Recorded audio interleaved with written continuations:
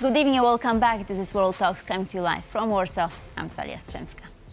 A series of unprecedented developments has taken place on the international stage lately, with one actor at the center of it all, the United States under Donald Trump. From removing Venezuela's Maduro to outspoken plans about taking over Greenland to social media threats aimed at Cuba and Iran, what do these moves signal about the U.S. foreign policy going forward? And can they really be understood without looking at what's happening at home, including growing tensions within the Republican Party, insufficient job creation, and recent public outrage over the actions of ICE agents? To discuss, I have Tanya Domi, Assistant Professor of International and Public Affairs, Columbia University, joining me right now. Hello and welcome. Delighted to have you with us. Good afternoon. So no dull day with Donald Trump, really. He has just announced that no more Venezuelan oil or money will be allowed to flow to Cuba, sharply increasing pressure on the communist-run island. Writing on Truth Social, Trump said, and here I quote, Cuba should strike a deal with Washington. There will be no more oil or money going to Cuba, zero. I strongly suggest they make a deal before it is too late.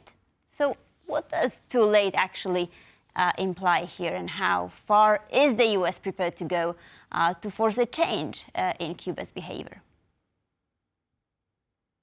Well, it's a really good question.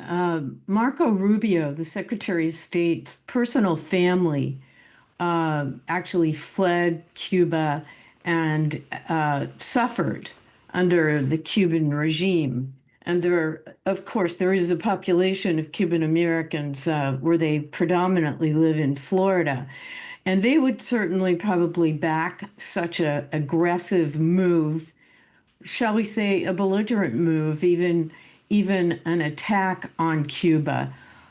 Given the state of the world at this moment, and Donald Trump has added to so much tension, Greenland, Iran, Mexico, Canada, threatening many countries in this hemisphere of the Americas, but also, his threats to NATO. I mean, moving against Greenland or even Canada, members of NATO, would end NATO, and would it possibly trigger a third world war? I don't put any of these possibilities out of reach, because he has conducted himself in such a chaotic manner with actually no really articulated strategies, with the exception of just being a dominant superpower. He answers to no one.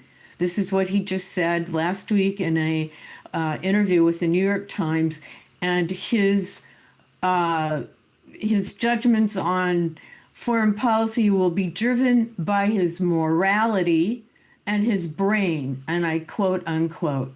So that's what we're looking at with Donald Trump right now, and I think he's a moving engine of attack, and so this is deeply troubling. As an American, I find it deeply troubling. He is unsettling long ties with allies.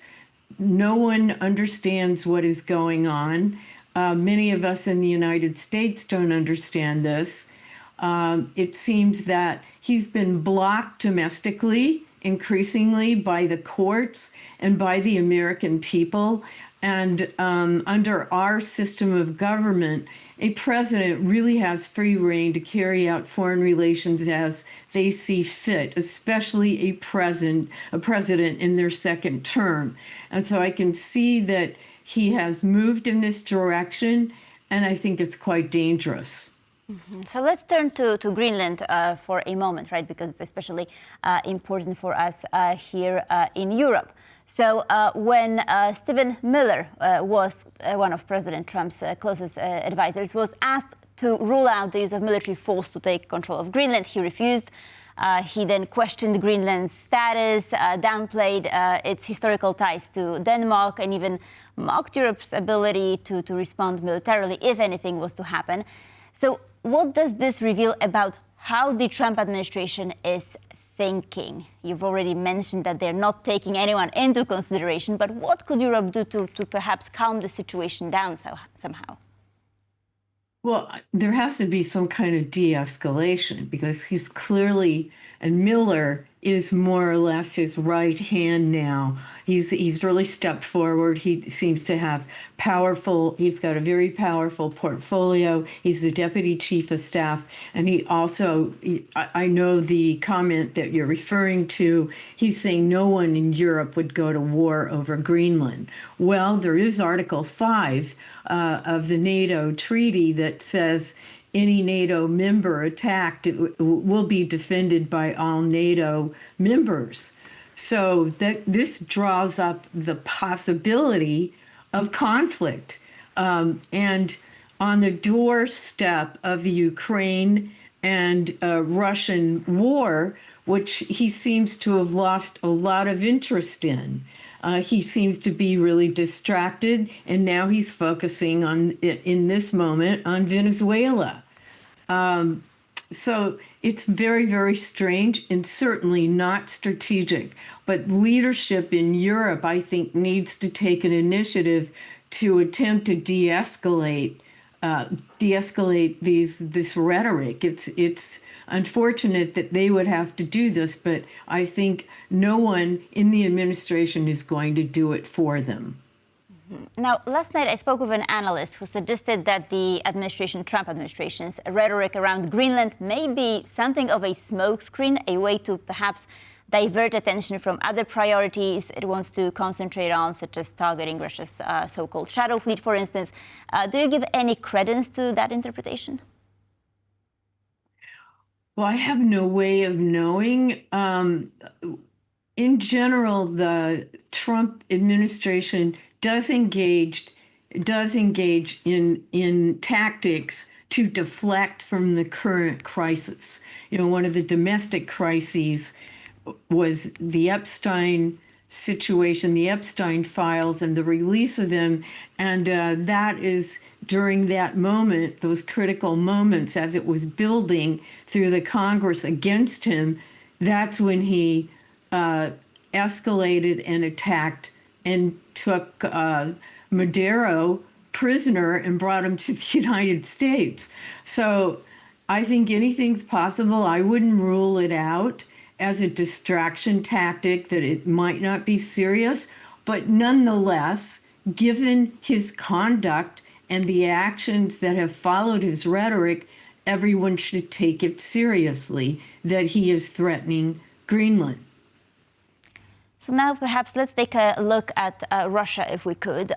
President Trump has said he is disappointed in Vladimir Putin and has now backed legislation that would impose sanctions on countries buying Russian oil, that includes China and India. So the bill would give him the authority to slap tariffs of up to 500% on imports from countries doing business with Russia's energy sector. And that is an enormous amount of leverage. So how do you see this playing out in practice? Well, just this past week, the United States Navy intercepted a Russian ship, oil tanker, and actually it wasn't. Apparently they were flying the flag of Russia, but the U.S. Navy did board the ship. Whether or not it was directed by Russia, who knows? But it seems that Trump intends to dominate this hemisphere without question, having threatened also Colombia and Mexico. I would say that it could be connected to the situation in Ukraine. I can't really get a grip on what he's actually doing. Of course, the threat, as you have indicated, the legislation that was adopted and he signed off on it, that is a very, very heavy price, 500% in tariffs. But there has been very little diplomacy on the ground, and Steve Witkoff is his chief negotiator with Putin, and we're talking about somebody who's a real estate developer. So this isn't a serious diplomat, nor has Rubio played a significant role in the diplomacy on Russia and the Ukraine conflict. I have to say, it's very demoralizing to allow this war to continue. And I noticed in the last NATO meeting, there was not a significant American principal attending the meeting. So that's also a cause for concern, despite this legislation that just passed. And what about Trump's recent threats or perhaps hints at the fact that the U.S. could leave NATO? I've always said you should take his word seriously. Just in the past week, I'm sure many in your audience know this, that the United States vacated over 55 international treaties and withdrew from numerous international organizations, I think really dismantling the heritage that the greatest generation passed on to our country, the establishment of the UN and the establishment of NATO. This is very, very disturbing. And what could be the implications of this? I think it could lead. I think anything's possible. He has said all along, and I remember this discussion during the first administration, that he was unhappy with NATO, and of course NATO members increased their donor money to NATO. But nonetheless, if you are threatening Greenland and you've withdrawn from 55 treaties, and you have not been really serious about ending the Ukraine war in a strategic manner, I think it's highly possible he might withdraw. I don't rule it out. Tanya Domi, Assistant Professor of International and Public Affairs, Columbia University. Thank you so much for joining us this evening. Much appreciated. Thank you for having me. And thank you for watching World Talks. Please stay tuned for more here on TVP World.